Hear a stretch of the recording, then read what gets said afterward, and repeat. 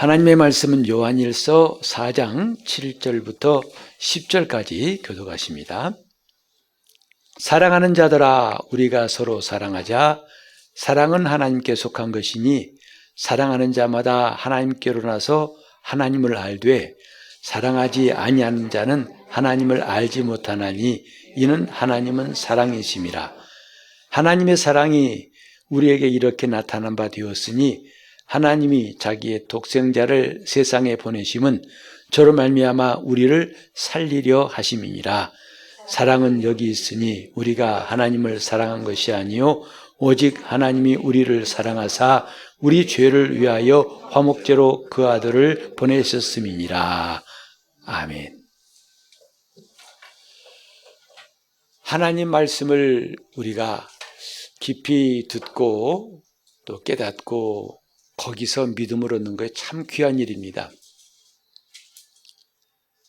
계속 우리가 지금 믿음에 대해서 말씀을 보기 시작했는데 믿음이 결국은 개인의 신념으로 끝나는 게 아니고 자기의 주장이나 뜻을 관철하고 또 자기 소원을 이루는 것이 아니라는 것을 점점 깨닫게 됩니다. 많은 그리스도인들이 하나님을 찾되 자기가 필요한 것, 자기 문제의 해결을 최우선에 두고 있는 것도 부인할 수 없는 사실이에요. 물론 우리 삶 가운데 어려운 문제가 많이 있지만 그 문제만을 위해서 믿음을 찾고 믿음을 사용한다는 것은 정말 어마어마한 가치를 가진 이 보물을 엿장수에게 엿 좀 받고 팔아넘기는 것과 똑같다고 할 수 있습니다. 믿음이 뭔가를 우리가 계속 바라보고 있죠.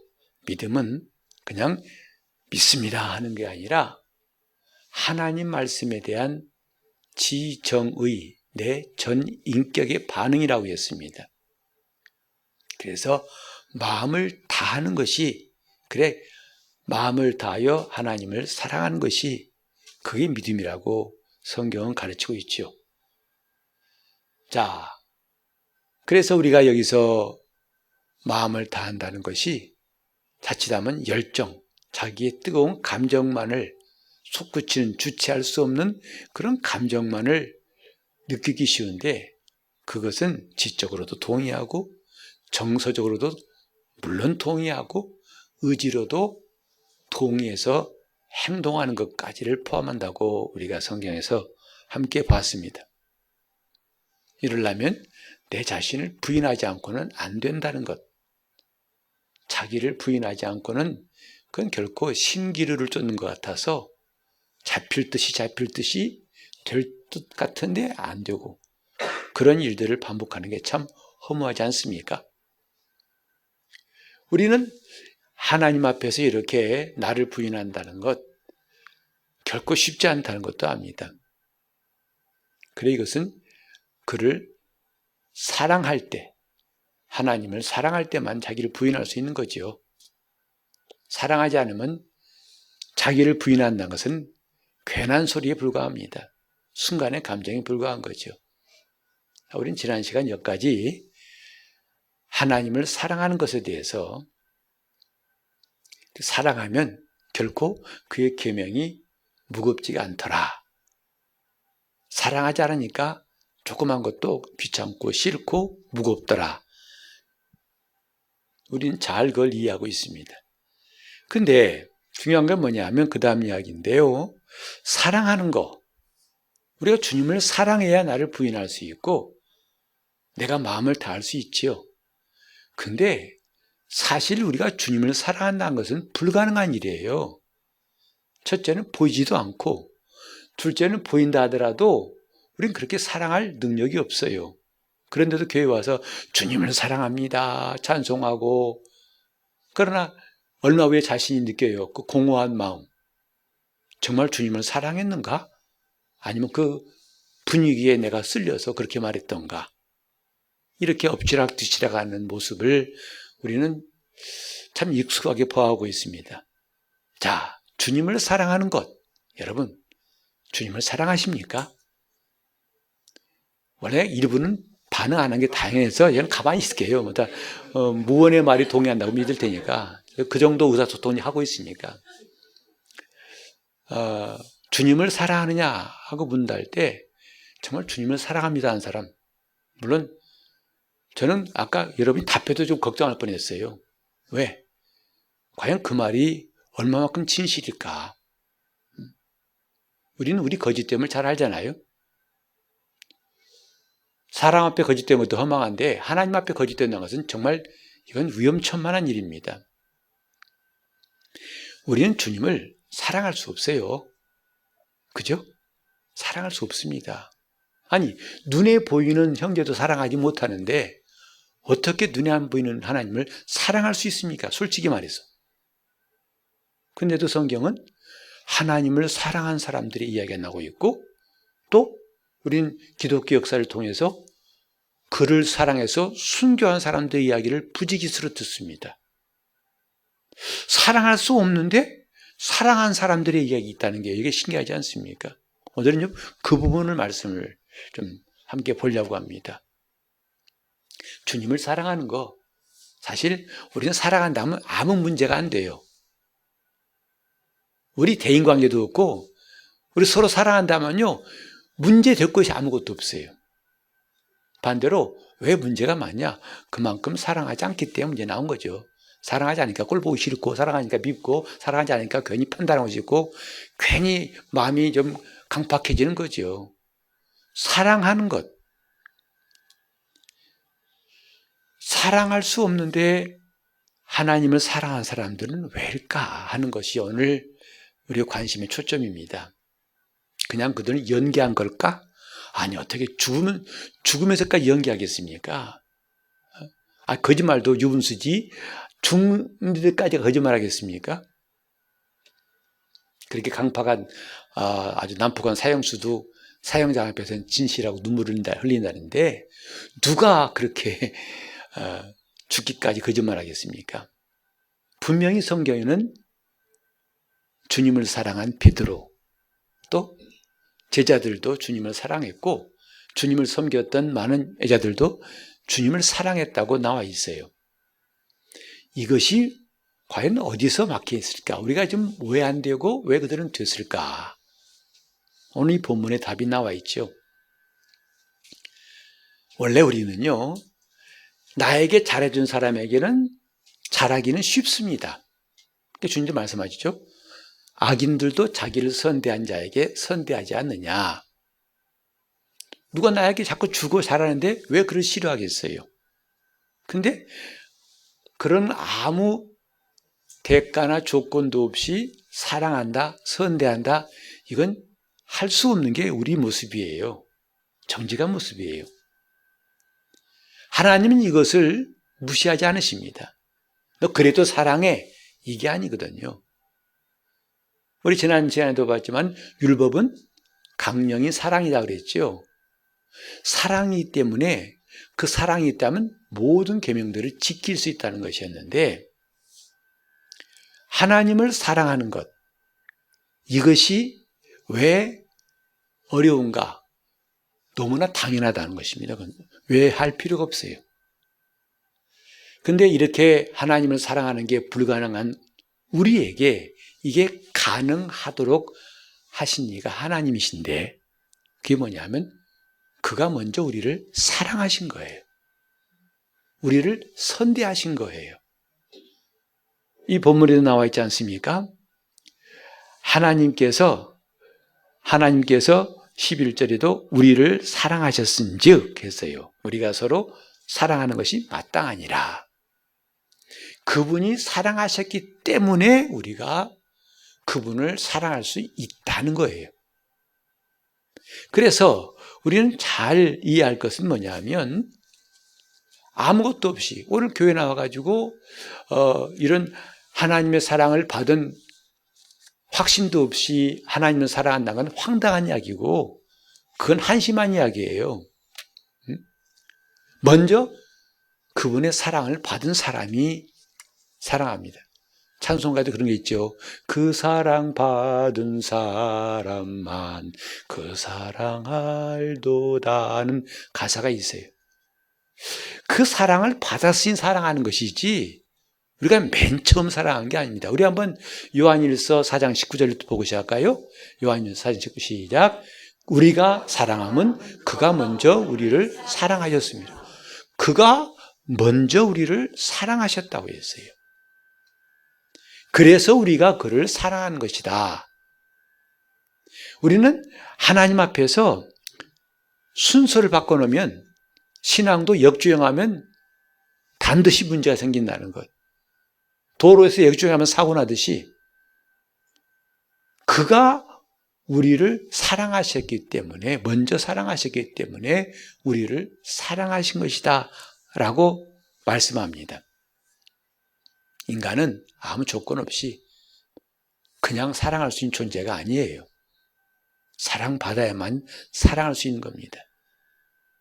그래서 부부간에도 서로 사랑해야만이 그 사랑이 나에게 오는 것이지, 나는 가만히 있을 테니까 나 사랑해봐, 그런 집은 싸움 날 수밖에 없어요. 평생 가도 그 집은 화목한다는 것은 꿈 같은 이야기예요. 그래서 교회도 먼저 주님이 교회를 사랑하시니까 교회도 주님을 목숨을 다해 사랑한다. 이게 그리스도와 교회와의 관계 아니겠어요? 근데 오늘 많은 사람들이 주님이 나를 사랑하신 것은 별로 경험이 없고 알지 못하는데 그냥 주님을 사랑하라고 하니까 자기도 힘든 길을 가는 겁니다. 안 되는데 자꾸 하라고 하니까 죽을 맛이죠. 정말 그만 믿고 싶지요. 교회 나온 게 맨날 침만 지워요. 지겹다고요. 벽이 신 사람만 있고. 그러니 누가 교회 나와. 그래서 간나가 교회, 가나안 교회만 나오는 거죠. 우린 지금 주님이 우리를 사랑하심에 대해서 먼저 우리를 사랑하셨다는 것을 좀 이해해야 됩니다. 그래서 제가 예수 믿고 난 다음에 참 궁금한 게 있었어요. 뭐냐면 교회 나와보니까 이렇게 대표기도 하신 분들이나 또 교제할 때 보면 하나님 나를 사랑하신다고, 하나님 나를 정말 사랑하신다고. 그래서 길 가다가 아빠, 하나님 보고 아빠라고 하더라고요. 아빠 사탕, 누가 사탕 주고 가더라는 거죠. 아빠 나 차비 없어, 누가 토큰 주고 가더라는 거예요. 와, 저 사람 진짜 하나님 사랑하신가 보다. 저런 것을 경험했으니까 하나님을 사랑한다는 것은 의심할 게 없겠죠. 근데 나도 궁금했어요. 하나님 정말 나를 사랑하십니까? 사랑하신다면 그 증거가 무엇인지 다 좀 갖고 싶습니다. 알고 싶습니다. 사랑, 하나님이 정말 나 사랑하신다는데 나는 아직 안 믿어집니다. 그걸 느낄 수 있는 확실한 증거를 좀 내게 보여주시면 그때부터는 내가 의심 없이 주님을 따라갈 겁니다. 이런 마음이 늘 있었어요.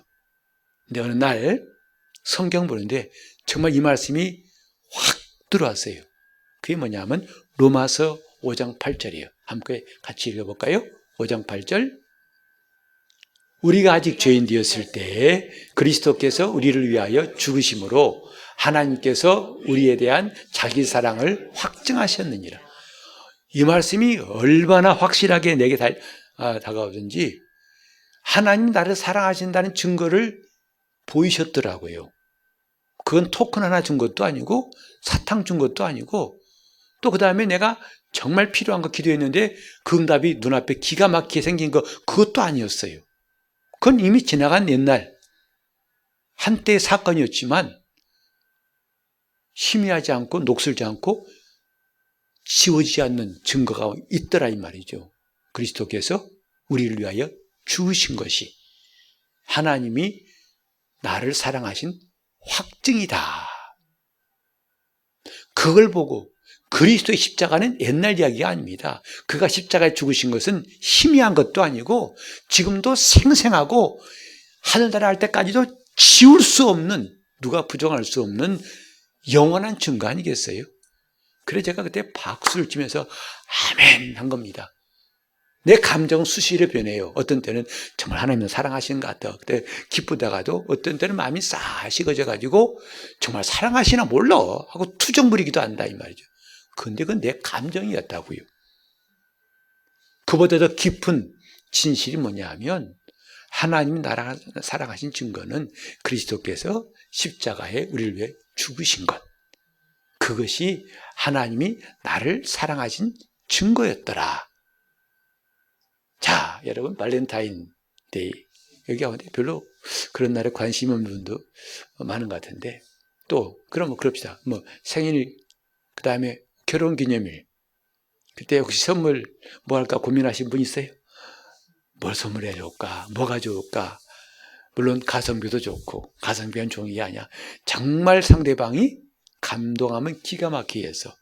근데 그렇게 감동할까지 할까 생각하니까 값이 너무 비싸고, 싸게 하자니 핵해 괜히 주고 싫은 소리 들을 것 같고, 여러분 선물 고를 때 고민해 보신 적 있죠? 어떻게 하면 상대방이 정말 와 내가 이게 찾고 있었고 필요하고 좋고 귀하고 굉장한 건데 그러면 그때 뿅 가는 거죠. 그때는 하루 종일 흐뭇한 거죠. 자, 그런 선물. 그리고 우리는 선물을 보고서 이 사람이 나를 정말 얼마나 귀하게 여기고 사랑하는가를 정확히는 아니지만 대략 느낄 수 있죠. 그 선물 보고서 속으로 감사합니다. 속으로 저것도 선물을 갖고 왔어. 이런 생각하면 막 자기가 평소에 이런 표현도 안 하는 사람이 와 할 만큼 그렇게 기뻐하는 것도 있어요. 선물은 그 사람이 나에 대한 마음을 표현하는 것이라 할 수 있는데, 자, 우리 하나님께서 나를 사랑하신 그 사랑의 분량이 뭐냐 하면 그리스도의 십자가예요. 너 이래도 내가 너를 사랑한 줄 모르겠니? 이래도. 그래서 하나님이 준비하신 선물은 하나님의 그리스도라는, 우리에게 그리스도라는 은혜의 선물을 준비하신 것. 그걸 우리에게 전하는 게 복음이에요. 우린 지금 하나님 앞에 나와서 눈에 보이지도 않고 교회 와도 성당같이 스테인리스하고 정말 딱 들어 분위기가 뭔가 이렇게 이런 분위기가 없고 불이 환하고 아무것도 없잖아요. 그래서 이렇게 꽃이나 갖다 놓으니까 좀 나아 보인다고 하기 모르겠지만 교회는 썰렁합니다. 이게 정말 뭐가 좀 하늘나라를 찾는 사람들이 이렇게 썰렁한가 싶을 마음도 있고, 게다가 사람들까지도 서로 보는 눈만 빈둥빈둥하면 정말 교회 가기 싫죠. 자, 근데 그런 여러 가지 그 장애물을 다 뚫고도 그래도 주님을 사랑하여 주님을 따른 사람들이 지금도 부지기수입니다. 참 많습니다. 왜일까요? 그들은 이 증거를 갖고 있다 이 말이죠. 눈에 보이지 아니하나 살아계신 하나님이 나를 사랑하신다는 증거를 갖고 있기 때문에 그들은 비가 오나 눈이 오나 추우나 더우나 관계없어요. 사람들이 있거나 없거나 썰러거나 말거나 오늘은 교회가 굉장히 좀 괜찮네 분위기 나네, 그 분위기 있든 말든 그들은 주님을 사랑하죠. 왜? 이렇게 나를 사랑하셨기 때문이다 이 말이죠. 우리가 교회 나와서 처음 들은 소식이 뭐냐면 하나님의 사랑이에요.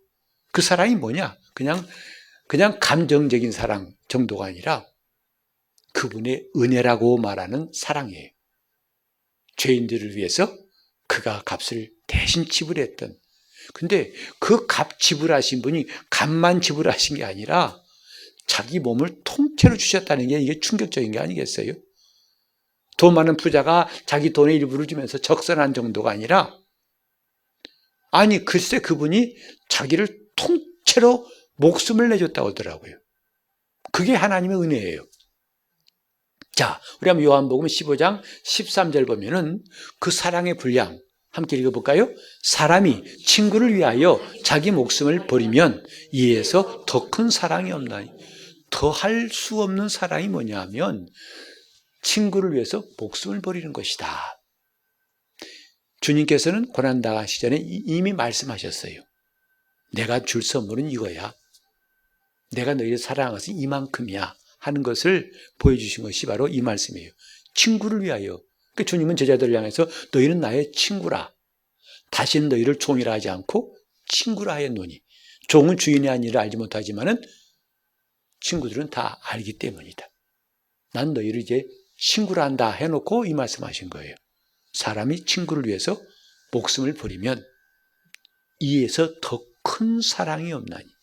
여러분, 누가 나를 위해서 내가 정말 돈이 공할 때 돈 좀 줬어요. 감사하죠. 저도 좀 수십 년 전 이야기지만 제가 참 힘들었을 때 그 당시 20만 원이면 큰 돈입니다. 그걸 신문지에 싸가지고 가다가 그걸 잃어버렸어요, 중간에. 그걸 어떻게 복구할까, 정말. 그때 어린아이, 청년 때 무슨 돈이 있겠어요. 그때 그 선뜻 갚아주신 분이 있었어요. 저는 지금도 그분을 잊을 수가 없어요.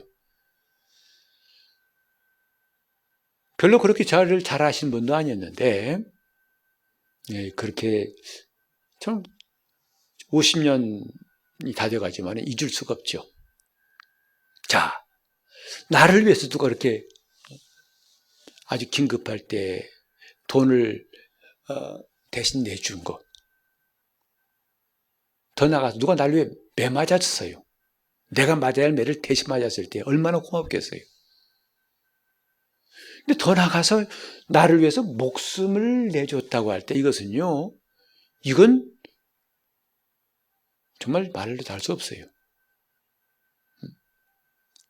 자기가 죽어야 할 그 자리에서 나를 건져내고 대신 죽었다는 것. 우리는 가끔 우리 주위에 그런 사건들을 듣지 않습니까?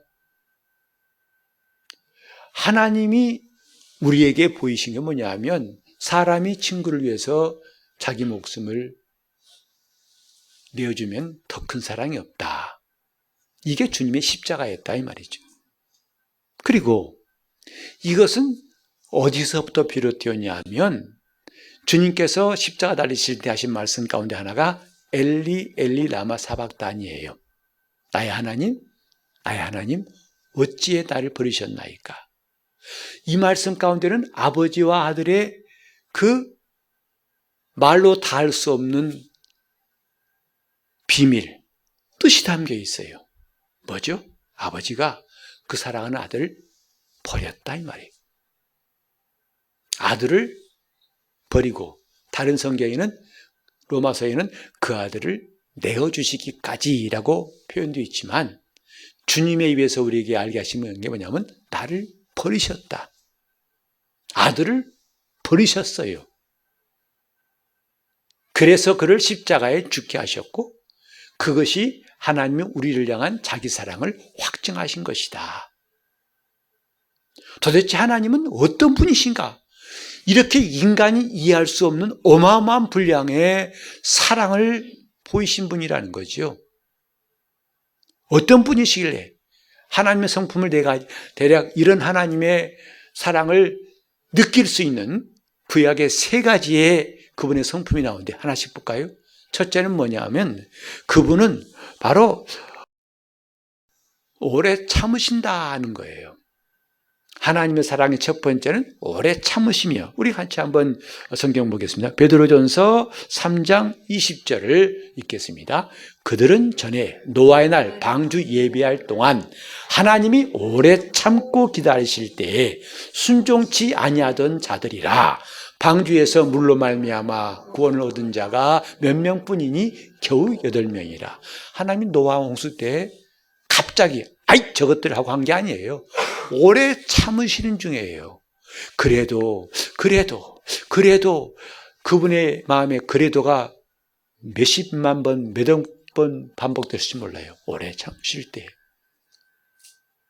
하나님이 그 아들을 버리신 그분의 마음의 첫 번째는 오래 참으시더라. 성경에는 하나님이 오래 참으신다 말이 참 많이 나오더라고요. 그래서 성령의 열매 가운데도 오래 참음이 있어요. 그건 인간의 성품이 아니죠. 여러분, 성령의 악과 열매는 인간 성품이 아니에요. 내가 열심히 돌을 닦으면, 수양하면 그게 나온다. 아니요. 하나님의 성품이에요. 사랑도, 기쁨도, 또 이제 평안도, 그 다음에 오래 참도 하나님의 성품이에요. 우리가 성령을 따라 살면 하나님의 성품이 나온다는 뜻이지 내가 그렇게 변화된다는 말이 아닙니다. 내가가 아니에요. 우리 속에는 아예 일체 가능성이 없는 사건들입니다. 이 보면 하나님이 오래 참으사이세요. 우리는 하나님이 오래 참으셨기 때문에 지금까지 우리가 존재하는지도 몰라요. 우리 행한 대로 했더라면, 즉결 처분했다면 지금 살아남을 사람이 이 가운데 아무도 없을 거예요. 전시에 무서운 건 즉결 처분이거든요.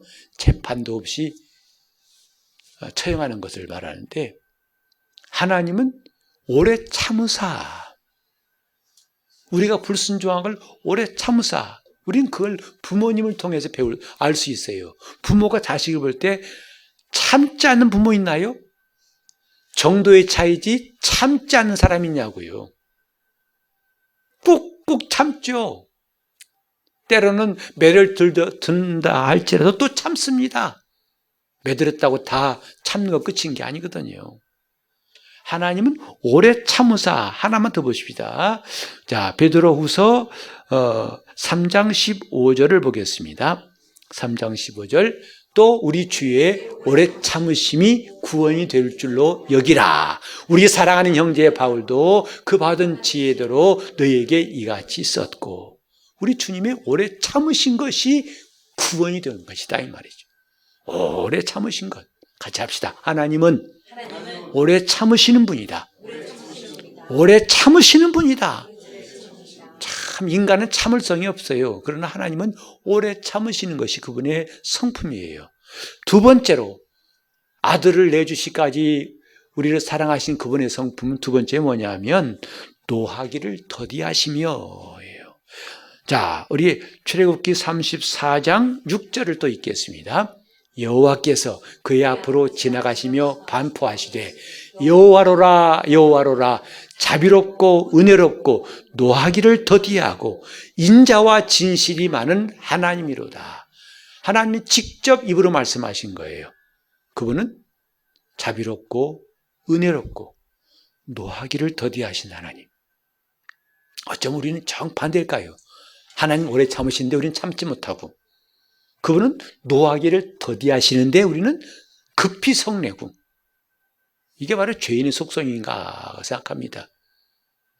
노하기를 더디하신 분, 오래 참으실 뿐만 아니라 노하기를 더디하시는 것이 하나님의 성품이고, 그 성품이 마침내 아들을 버리시는 극단적인 결정하신 거죠.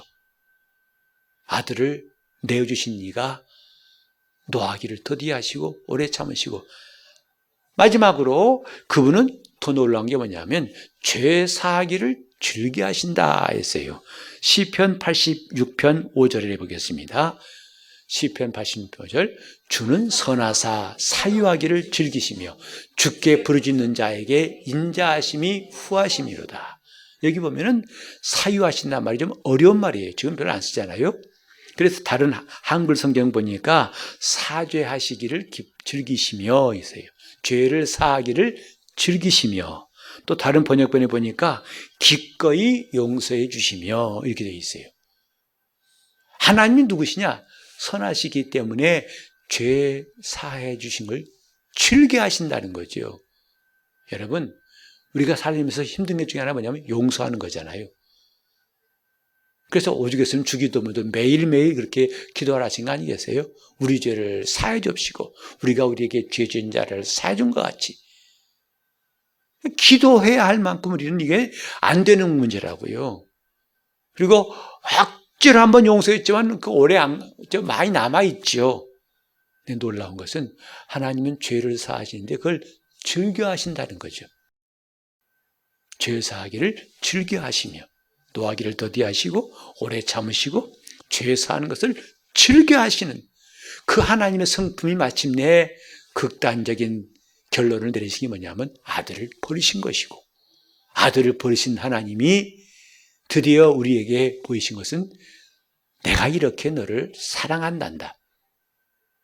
친구를 위해 목숨 버리면 더 큰 사랑이 없다. 이렇게 하신 것이 하나님의 사랑, 이렇게 우리를 사랑하셨기 때문에 우리가 주를 사랑하는 겁니다. 누가복음 7장 지난번에 읽었습니다만 죄인인 한 여자가 한 일, 그 바리새인은 발 씻을 물도 안 줬지만은 이 사람은 눈물로 씻기고, 또 감람유도 붓지 않았지만은 향유를 쏟아서 발에 쏟아버렸고, 그 다음에 내게 입 맞추지 아니었으나 이 여자는 내 발등에 입 맞추기를 그치지 아니하였다. 왜 그런 줄 아니? 사랑함이 많음이라. 사랑해서 한 거예요. 너는 나를 사랑하지 않기 때문에 못했지만 너는 사랑하기 때문에 한 것이다. 근데 왜 사랑했는지 아니? 사함받음이 많았기 때문이다 라고 주님이 말씀하셨어요. 그러니까 이 여자가 천성이 착해서 그렇게 한 게 아니라 그가 사함받은 것이 많았기 때문에 이렇게 사랑한 것이다 라고 말씀하셨습니다. 오늘은 이제 교회력으로 한다면 종려주일, 그리고 내일부터 한 주간을 고난주간이라고 합니다. 예수님께서 마침내 이 사랑을 실천하시려고 십자가에서 피 흘려 죽으시려고 아버지께 버림을 당하시는 그 쓰디쓴 경험, 하나님의 아들로서는 두 번 다시 할 수 없는 경험을 하시려고 마침내 그가 어린 나귀를 타고 예루살렘 성으로 입성하는 종려주일이에요. 아이들이 종려가지를 꺾어가지고 길에 펴면서 호산나 찬송하리로다 했던 그 종려주일. 무슨 길일까요? 사람들의 생각과 주님 생각은 영 달랐어요. 그 많은 사람들은 드디어 왔다. 드디어 다윗 자손이 왔다. 드디어 우리는 로마를 이길 수 있고 저렇게 태풍을 잠잠케 하고 풍랑을 잠잠케 하고 귀신을 내어쫓고 오병이어의 이적을 행하신 분이 왔으니 이제는 저것들은 아무것도 아니다. 그래서 우리를 구원하소서. 오늘 저와 여러분이 알고 있는 그런 구원은 아닐 거예요.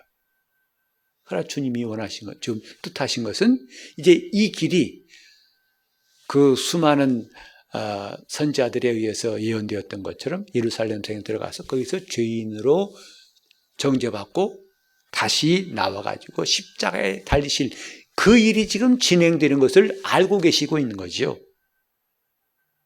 참 동상이몽이란 말이 종종 떠올라요. 주님과 함께 있는 제자들마저도 동상이몽. 그래서 이제 주님이 나귀 타고 예루살렘 성에 입성하시던 고난주간의 시작인 종려주일입니다. 자, 올해 우리는 이 고난주간을 앞두고서 우리는 보통 고난주간 그러면 또 언제 금식하지? 올해는 금식해서 헌금하자는 말도 안 내. 금식, 또 어떻게 해야 되나? 뭔가 마음속에 부담이 느껴져요. 그래서 주님의 고난에 동참해야 한다. 고난 어떻게 해야 되나? 그 어떤 분은 아예 주님이 직접 지셨던 십자가와 똑같은 크기하고 똑같은 무게의 십자가를 만들고 하루에 2번씩 동네를 돌았다더라고요. 그걸 얼마 동안 했더니 꽤 오랫동안 있었어요. 뭔가 주님의 고난에 대해서 좀 더 깊이 느껴보려고 했다고 하시는데, 자, 우리는 이런 고난주간에 뭐 해야 할까요? 물론 자기를 괴롭게 하는 것, 주님의 고난에 대한 묵상도 중요합니다. 거기에 대해 우리가 깊이 묵상하고 함께하는 것 중요합니다만은 올해는 좀 특별했으면 좋겠어요. 그런 고난을 능가하는 이런 고난도 그분이 끝까지 순종하실 만한 그분의 사랑하심, 친구를 위해서 목숨 버리신 그분의 사랑에 대해서 묵상하는 한 주간 되었으면 좋겠어요. 주님이 나를 이토록 사랑하셨나? 저 십자가의 모진 고통, 그걸 마다하지 않으실 만큼 그걸 능가하시는 그분의 사랑. 태초부터 하나님이 작정하신 그 놀라운 사랑. 그 사랑을 이 벌레 같은 나를 위해서, 이 쓸모없는 인간을 위해서 그 사랑 베푸시려고 드디어 고난을 당하셨나? 고난도 크지만은 그 고난보다 더 큰 주님의 사랑을 깨닫는 한 주간 되시기를 바랍니다. 통성으로 합심해서 내가 주님의 크신 사랑을 받은 은혜를 입은 성도로 살아갈 수 있도록 진정한 고난의 동참함이 무엇인가를 깨닫도록 통성으로 기도하시겠습니다. 하나님 아버지, 우리 주님께서 고난당하심을 기념하는 고난주간을 앞두고 이렇게 큰 고난을 기꺼이 담당하신 주님의 사랑을 그 길이와 넓이와 높이와 깊이를 깨닫는 한 주간 되게 하여 주시옵소서.